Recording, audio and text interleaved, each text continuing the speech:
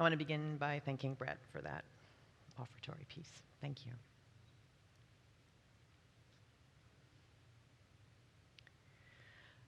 This week, as I watched the images from our nation's capital, what kept playing in my mind were images from that day late last spring, one of the first gatherings in our streets in Walnut Creek, Main Street, in support of Black lives. And what I kept seeing in the back of my head was the row upon row, the bank of armed police in riot gear lining the protest, a protest organized by our local high school students. At points, their shields and their weapons were on both sides of the street, forming sort of a funnel that we all had to walk through, and I found myself truly frightened, moving closer in towards the middle of the street, though generally in all those protests last spring, I tried as much as I could to walk on the edge where I could remain distanced. I will never forget how my heartbeat pounded in those days. As I walked by those people who I knew were human beings, but they looked more like war machines, and I had no breath, and I prayed as I walked by them, nothing elegant, nothing eloquent, just please God, please God, please God. For the health and safety of those fearless teenage leaders in our streets. And that image kept banging up in my head on Wednesday against the image of those who stormed the Capitol building in our United States, who broke through its windows, and the contrast was as jarring as the scenes of the rioting insurgents debasing one of the most precious monuments to our democracy, and who did so seemingly in those first hours with little law enforcement resistance. And so once again last week I was breathing and praying, moving and changing. Since our national scene has been overtaken by chaos and instability, our worship team has had to, more times than I could even count now, change a service completely. And I decided not to do that this week, because the topic that I had already chosen for this week was in anticipation of these January days, and it came out of all the days and years that we have just been through and all the ones that are in front of us. For we await now not just the changing of the guard, but also the resurrection of the laws and policies which legislate against the hatred it will take longer for us to get out of hearts around us. And we saw that in stark relief last week. The hatred that we saw will not end on January 20th, though we look forward to that day. We know now we have so much work ahead of us. And we as a people of true faith have to acknowledge and develop, I believe, some tools to enable us to navigate this journey that we are now on. Tools such as an embodied spirituality engaged in this world as it is, whether we wish it to be that way or not. I want to give a definition of spiritual, how I'm using it this morning, because I know those words rankle with some. But what I mean is that the ability, that which allows us to touch the sacred, the divine, the mystery, the more, the thing that is still outside of our reach. And my friends, the world we wish to live in is outside of our reach right now, it feels. How do we do that? Others of you are asking.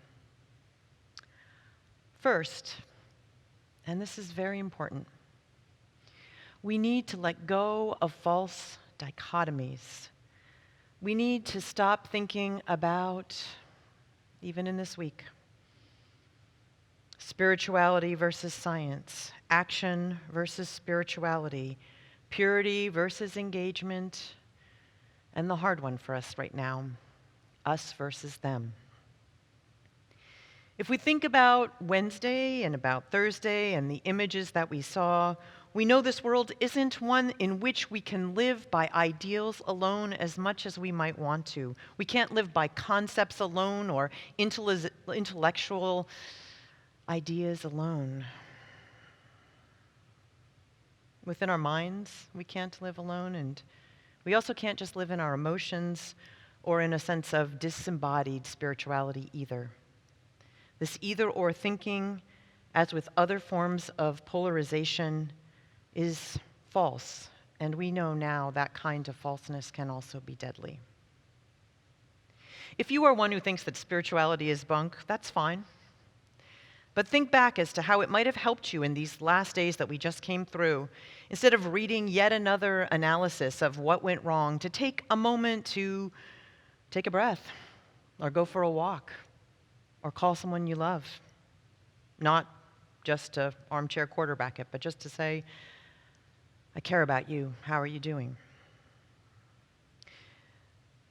Through these dichotomies, we get caught in the trap of believing that we can be the people who are either meditative and spiritual as a way of avoiding things that we don't want to think about in our life or in the world, or the people that are engaged in working to change what we can around us.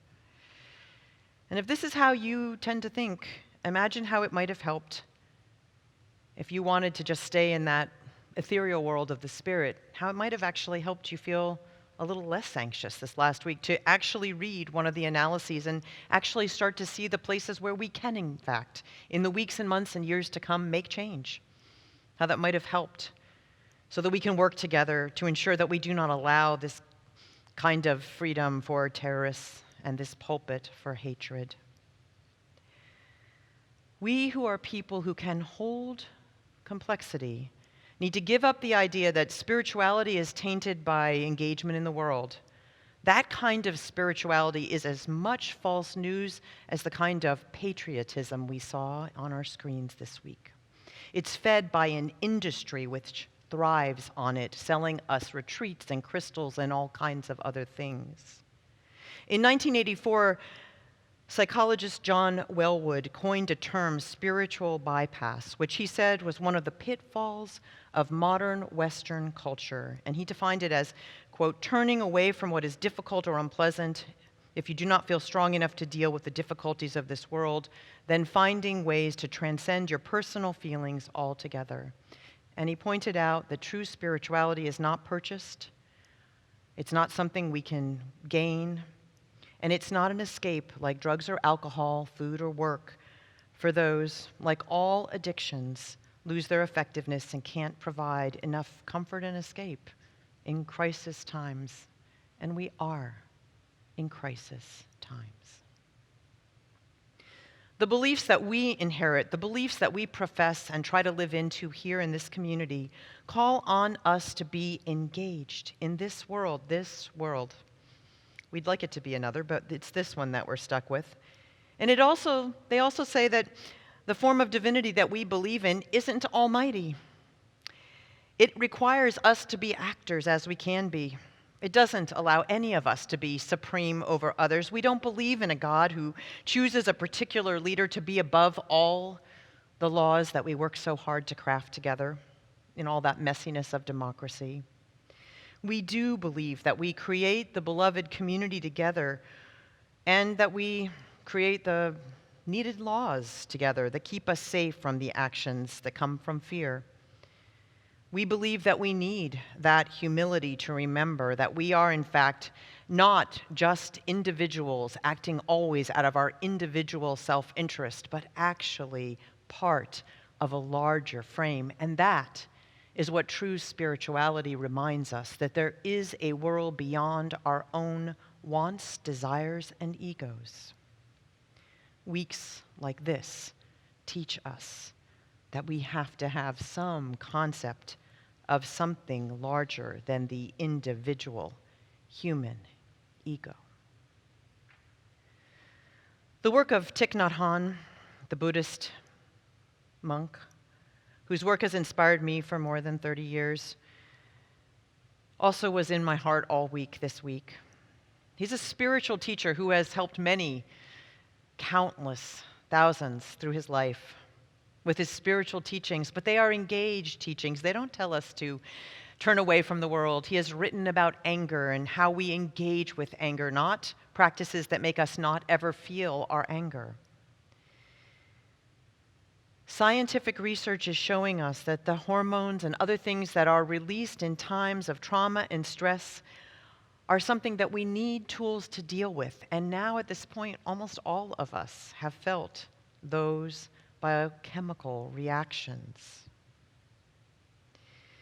There are those who will tell us and will remind us that those practices also help us manage our anger, our frustration, and our fear in ways that will not perpetuate the cycle.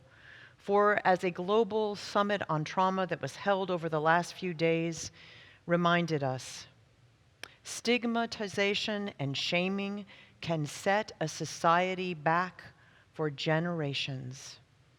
And we need to find ways to not only not do that, but also to learn about the messages of shame and stigma we carry within ourselves. And those times when we take a breath or a walk or call or connect to something beyond ourselves can really help.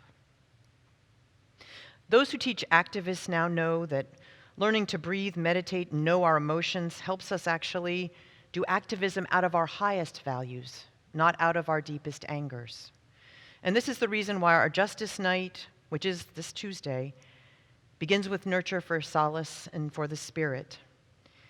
We know that people need skills in action and organizing and ways to calm themselves and bring themselves back into the present moment because it's getting harder to do that on some of these days. Those who study truly deep and engaged spiritual leaders also understand that there's a difference between them and the false prophets because they actually engage in the issues of their times, giving their students ways to navigate around these hard days and harder nights, not to push away all of the negativity or difficult things. A culture of only thinking about the positive will only hasten our collective demise. The Center for Religion and Civic Culture at the University of South Carolina wrote, at the level of individual social activists, the dichotomies between the internalized spirituality and the externalized actions are blurring fast. Engaged spirituality is the opposite of navel-gazing, narcissistical self-actualization, and it results in people being motivated by a transcendent force or power that awakens their social conscience and motivates them to live their lives for others rather than simply for themselves. It's sort of like this wonderful little piece of truth from activist sister Joan Chittister, who said that when encountered by people who say, "Oh, pray, sister, that nuclear weapons will be eliminated," replied, "Oh, well, I do, of course, but I don't pray God will eliminate nuclear weapons because God didn't make them. We did. We can eliminate them tomorrow." And in these particular days, don't we wish that we had done so? Let's be clear. This is a time of great stress, and I'm not suggesting that we all completely abandon all of our self-preservation habits. But let's think about how to do something new. Maybe breathe, maybe take a walk, maybe reach out instead of trying to be individually self-sufficient in all things. Maybe attending a virtual action or reading an account of something to find out a little bit more truth. Because what we know now is that we can't just find our way out of this new way through our intellect or through our spirit or through our actions. It's through all three, because we need to have actions that are grounded in our highest values for preserving life for all of us.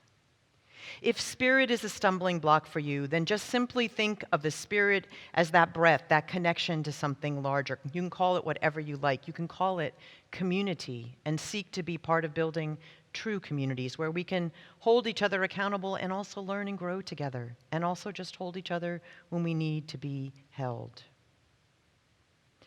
If engagement in the messiness of the world is the fearful part for you, then acknowledge that fear and talk to someone about it.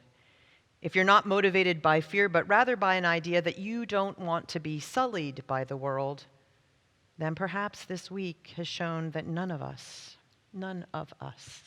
have that privilege.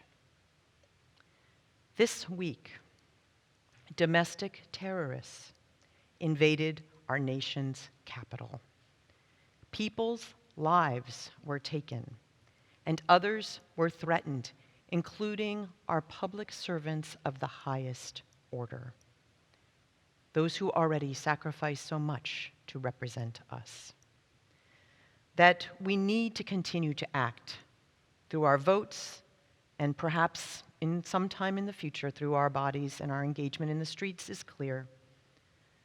The dangers that some among us have warned us about for so many years are also clear now. What could happen if we allowed hate to go unchecked? That is now not just a theoretical idea. It is a reality, and we have seen what those nightmares can look like on our news feeds.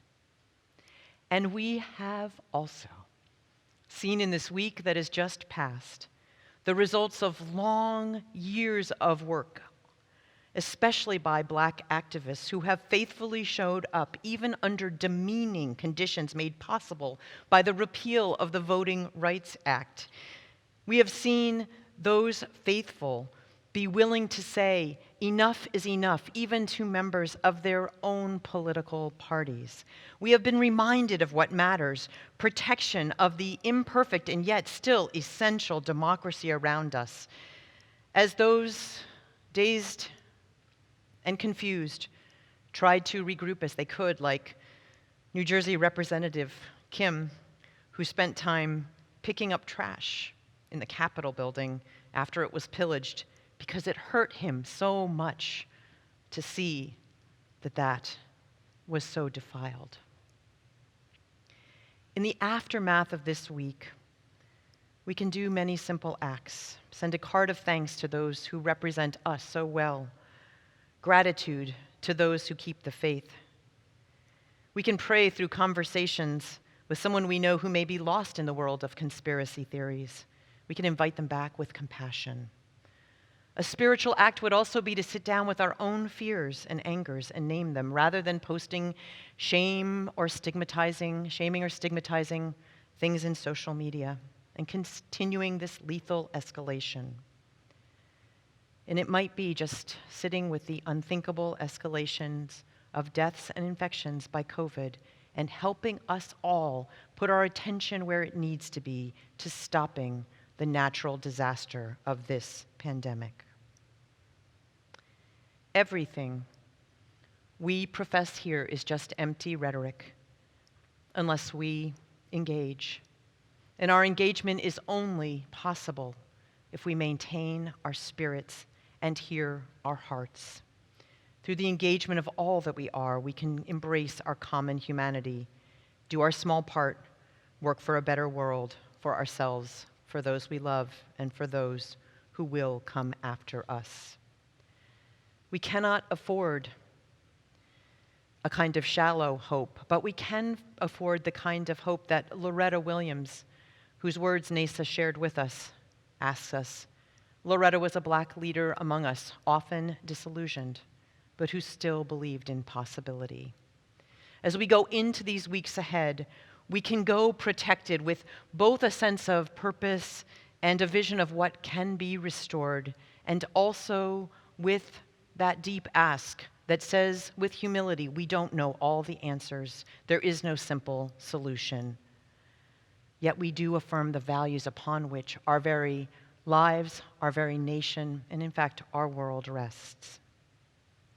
We can give small gifts to ourselves, to those we love, those who hate us as well.